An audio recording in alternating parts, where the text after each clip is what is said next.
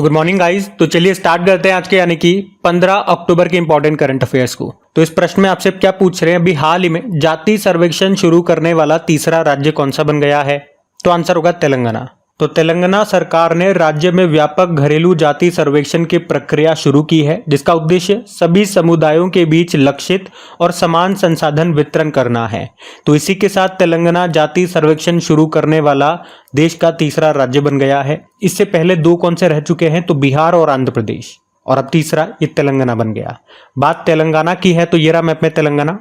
देखो, तेलंगाना की कैपिटल हैदराबाद है और हैदराबाद किस नदी के किनारे स्थित है? मूसी नदी के किनारे। मुख्यमंत्री है रेवंत रेड्डी और गवर्नर है जिष्णु देव वर्मा। तेलंगाना का गठन हुआ था आंध्र प्रदेश से अलग होकर के 2 जून 2014 में।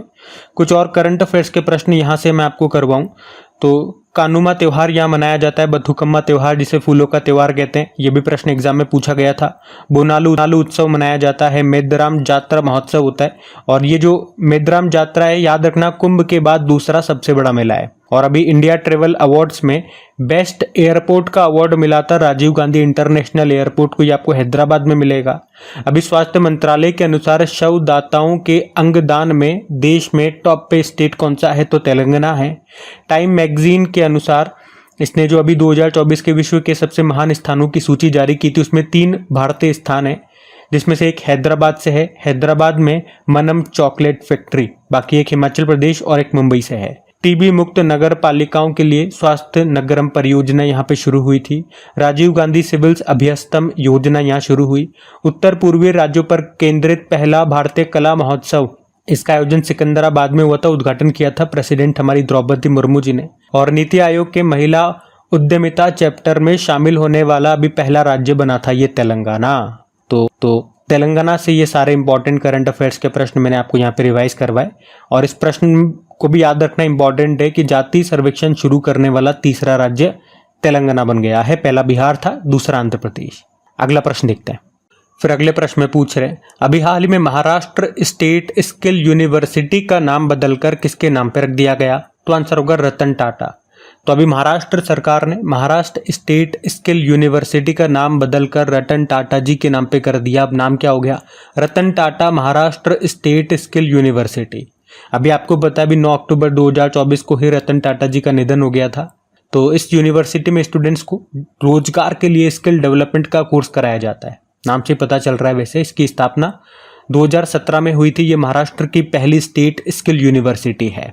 और रतन टाटा जी से आपको याद है पद्म विभूषण से इनको सम्मानित किया गया था 2008 में, पद्म भूषण से 2000 में, सन 2000 में। और महाराष्ट्र सरकार ने उद्योग रत्न सम्मान से सम्मानित किया था 2023 में। असम का सर्वोच्च सम्मान इनको मिल चुका है, असम वैभव उसको कहते हैं, 2021 में मिला था। और 2024 में ही हमने पढ़ा था पीवी नरसिम्हा राव अवार्ड मिला था। 2021 के लिए अभी 2024 में ही कीस मानवतावादी पुरस्कार भी इनको मिला था। और पिछले साल ऑस्ट्रेलिया ने honorary officer of the order of Australia सम्मान से भी इनको सम्मानित किया था। तो ये कुछ अवार्ड्स इनकी याद रखना आप। बाकी प्रश्न तो नेम चेंज से है, कुछ नाम बदले गए, वो मैं आपको रिवाइज कर रहा हूँ।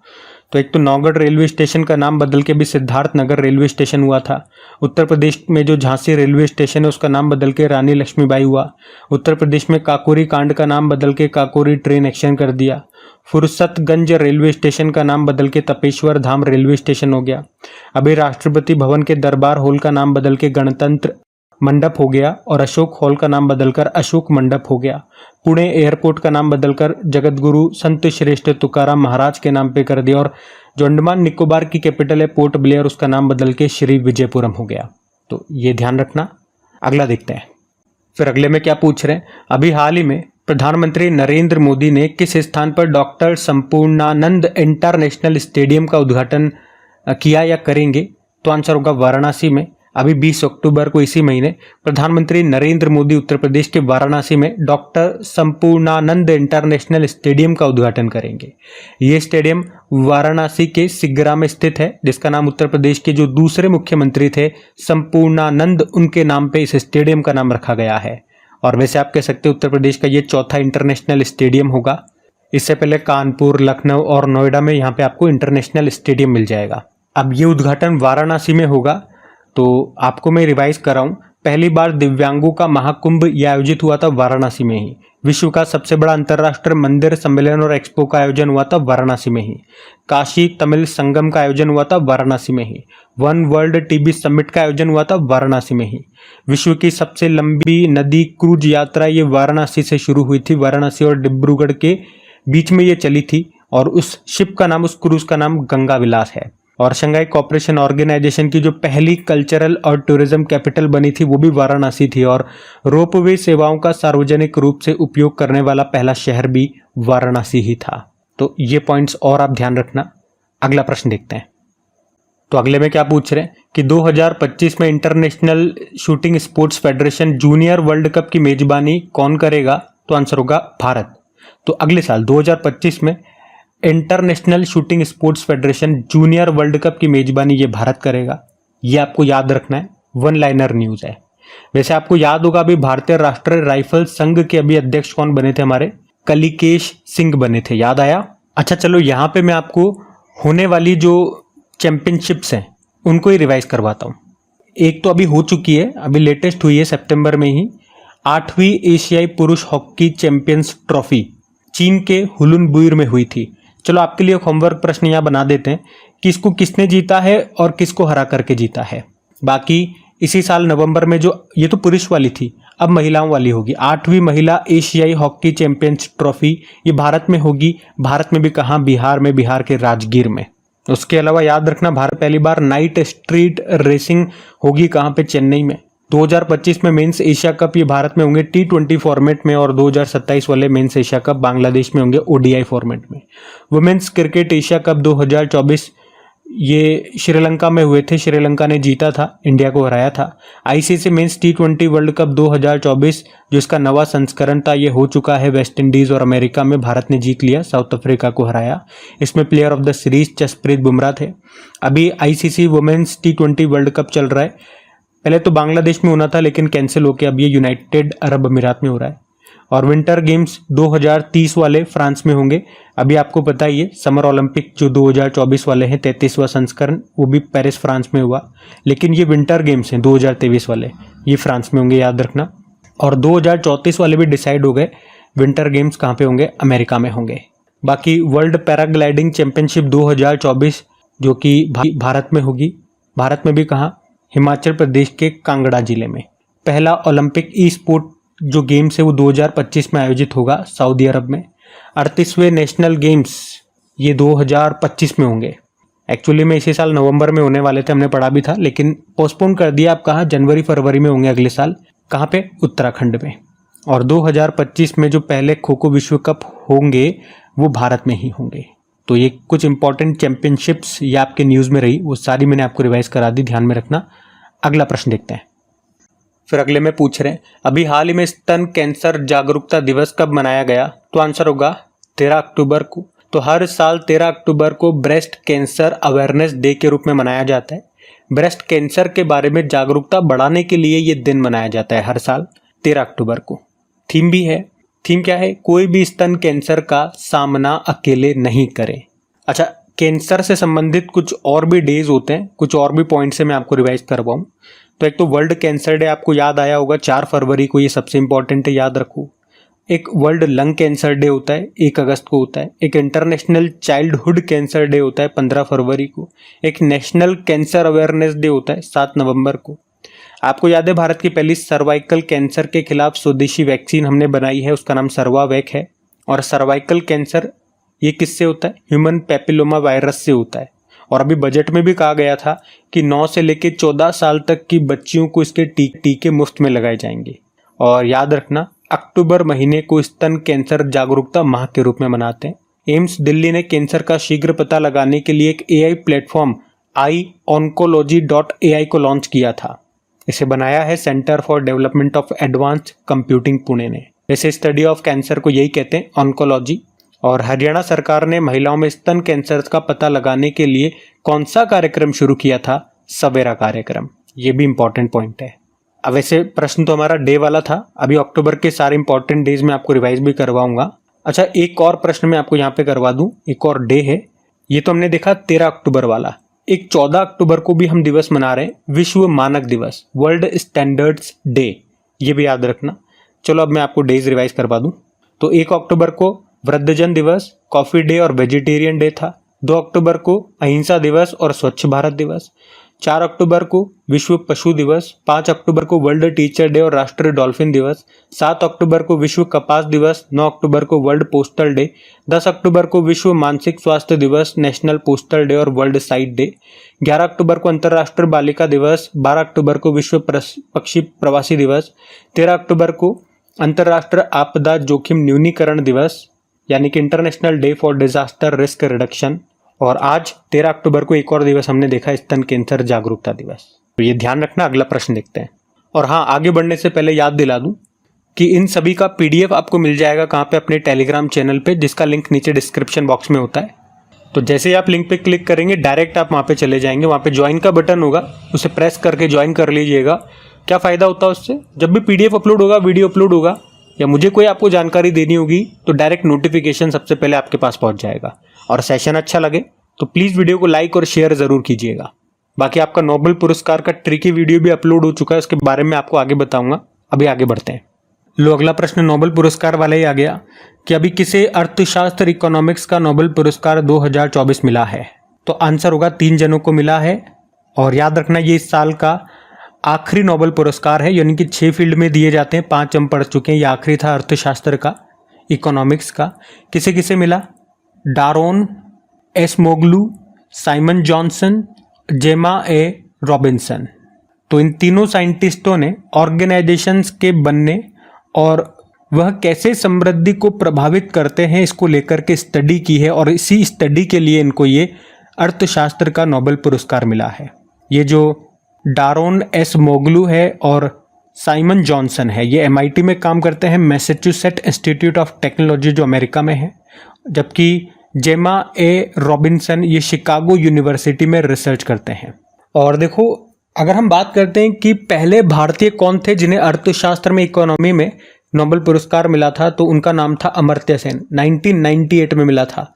और उनके बारे में आपने ज़रूर सुना होगा कि उसी के 1 साल बाद 1999 में उनको भारत का सर्वोच्च सम्मान भारत रत्न भी दिया गया था। और अच्छी बात यह है कि सबसे आखिरी जो भारतीय रहे जिनको ये सम्मान मिला नोबेल पुरस्कार, ये हमने डेली पढ़ रहे हैं, वो 2019 में मिला था। उनका नाम अभिजीत बनर्जी है। उनको भी अर्थशास्त्र इकोनॉमी में ही मिला था। बाकी पहला जो अर्थशास्त्र का नोबेल पुरस्कार है वो कब दिया गया था? 1969 में दिया गया था। वैसे इसकी स्थापना 1968 में हो गई थी, लेकिन दिया 1969 में गया था। पहला किसे दिया गया था ये इतना ज़्यादा इंपॉर्टेंट नाम नहीं है, अभी का याद रख लो और भारतीयों के नाम याद रख लो। अब चलो एक बार फिर वो इंपॉर्टेंट शीट और बिल्कुल लास्ट टाइम मैं आपको रिवाइज करवा दूं, क्योंकि ये शीट हर बार हमने रिवाइज करी है। क्या है? नोबेल पुरस्कारों को स्वीडिश वैज्ञानिक अल्फ्रेड नोबेल की याद में हर साल ये नोबेल पुरस्कार दिए जाते हैं और उनकी पुण्यतिथि को दिए जाते हैं, जो कि कब होती है? 10 दिसंबर को।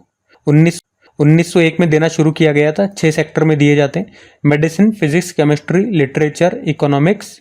और हमने कहा 1968 में इस्टेब्लिश्ड हुआ था, दिया 1 साल बाद जाने लगा 1969 से शांति में भी दिया जाता है।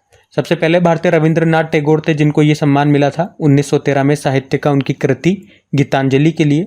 सबसे आखिरी अभिजीत बनर्जी थे, 2019 में इकोनॉमिक्स का मिला था। सबसे कम उम्र की प्राप्तकर्ता हैं मलाला यूसुफजई, 17 साल की उम्र में इनको मिला था शांति का। और सबसे ज़्यादा उम्र के व्यक्ति हैं जॉन बी गुडएनफ, जिन्हें 97 ईयर की उम्र में नोबेल पुरस्कार मिला था। अभी 2019 की बात है, इन्हें केमिस्ट्री में मिला था, लेकिन फिर इनका निधन भी हो गया था।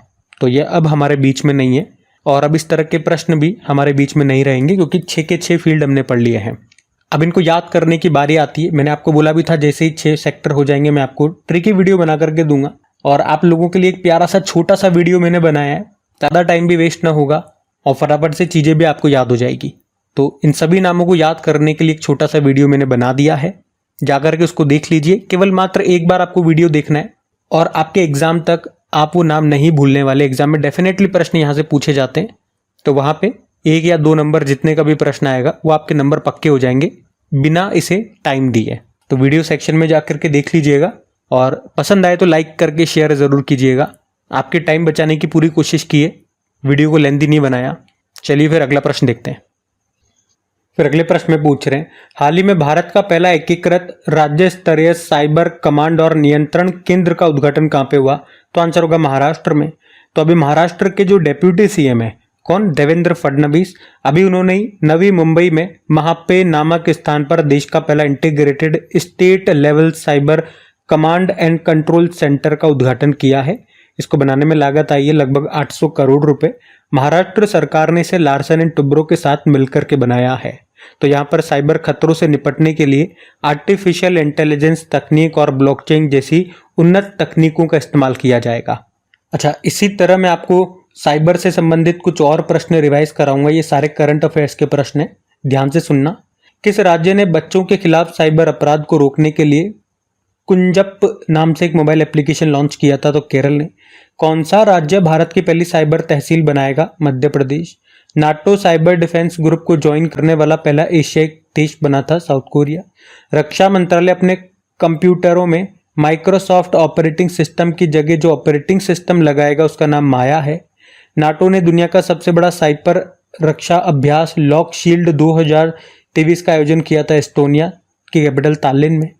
और एक एक्सरसाइज और हुआ था भारत NCX 2023, पिछले साल हुआ था, जो कि एक राष्ट्रीय साइबर सुरक्षा अभ्यास था।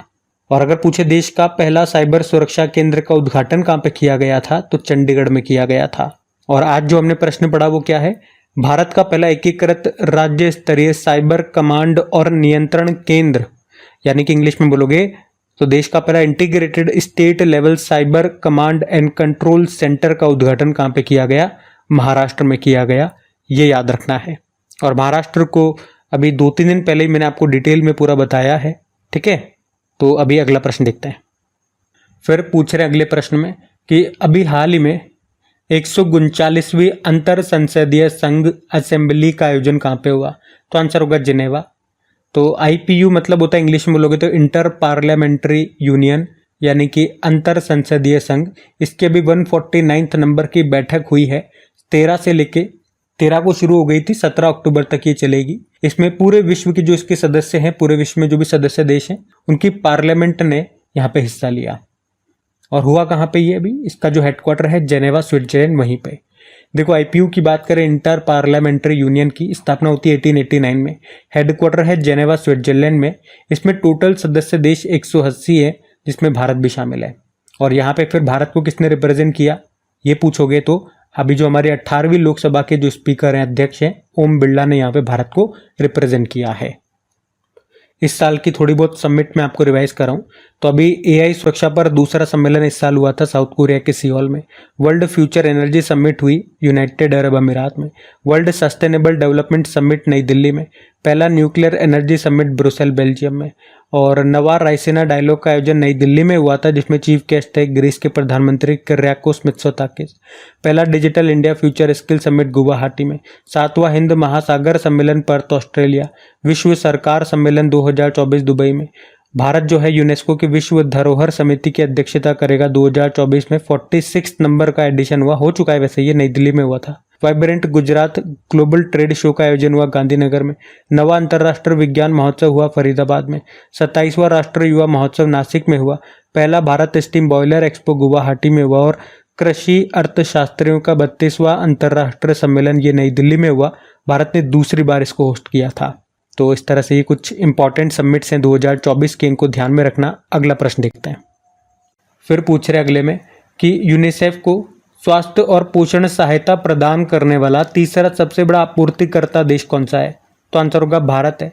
तो भारत यूनिसेफ को स्वास्थ्य और रसद सहायता देने वाला तीसरा सबसे बड़ा देश बन गया है। भारत ने लगभग $6 बिलियन की लागत की वस्तुओं और सेवाओं की आपूर्ति यहाँ पे की है। तो इस योगदान में दवाइयाँ, टीके और पोषण आपूर्ति शामिल है। यूनिसेफ की बात करते हैं तो यूनिसेफ की फुल फॉर्म होती है यूनाइटेड नेशन चिल्ड्रंस फंड। स्थापना होती है 11 दिसंबर 1946। हेडक्वार्टर न्यूयॉर्क में है और हेड है कैथरीन रसेल। तो ये ध्यान में रखना। अगला देखते हैं।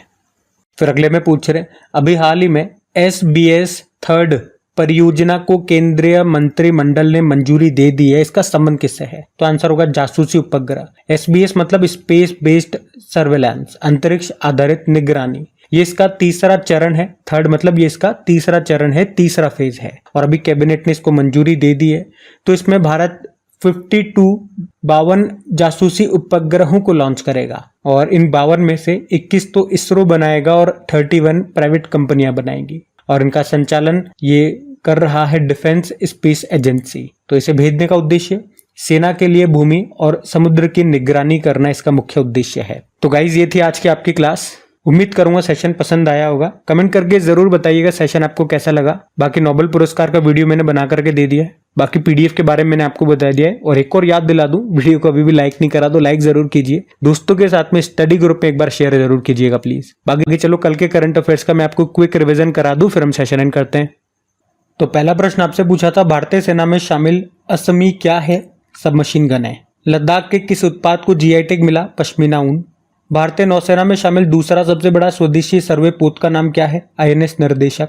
पीएम मोदी ने अभी भारतीय कौशल संस्थान का उद्घाटन कहां पे किया? मुंबई। और केंद्र सरकार ने राष्ट्रीय समुद्र विरासत परिसर का स्थापित करने की कहां पे मंजूरी दे दी? गुजरात। अंतर्राष्ट्रीय आपदा जोखिम न्यूनीकरण दिवस ये कब मनाया गया? 13 अक्टूबर। आवास हेतु जमीन की कमी के कारण 181 वर्ष पुरानी घुड़दौड़ ये कहां पे बंद हो गई? सिंगापुर। अंतर्राष्ट्रीय वित्त निगम ने भारत के पहले ब्लू लोन के लिए किसके साथ साझेदारी की? Axis bank. और पृथ्वी के वायुमंडल में पुनः प्रवेश करने वाला रिकॉर्ड 104 उपग्रहों को प्रक्षेपित करने वाला रॉकेट कौन सा है? PSLV C-37। और आखिरी प्रश्न पूछा था, पीएम मोदी ने अभी कहाँ पे फ्रा राम नाम से एक रामायण है उसका प्रदर्शन देखा? तो आंसर होगा लाओस में।